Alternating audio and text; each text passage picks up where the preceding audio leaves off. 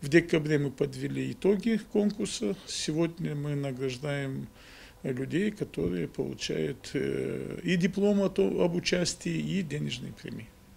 Мероприятие проводится во всем тюркском мире, не только в Гагаузии, во всех тюркских странах. Победители чествуют в конце года. В этом году чествовали в Анкаре. С целью развития тюркских языков, вы знаете, гагаузский язык тоже относится к тюркской группе, и выявление талантов, и выявление шедевров литературы тюркского мира. Я написал историю, собирательную историю.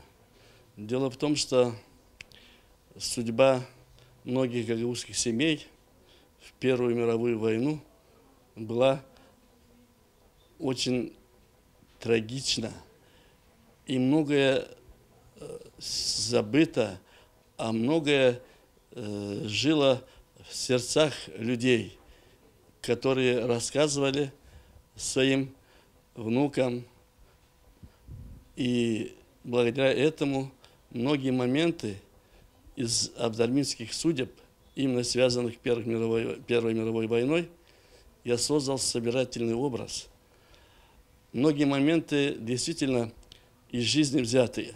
И я вижу этот рассказ как художественный фильм о судьбе одной великой любви, которая была прервана из-за войны.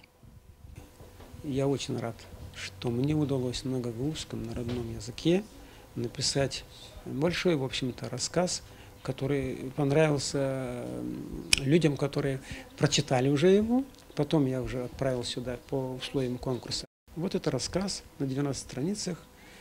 Такая горькая, тяжелая судьба девушки в 11-летнем возрасте, которая была депортирована вместе со своей семьей в далекий край России, Сибирь, Алтайский край.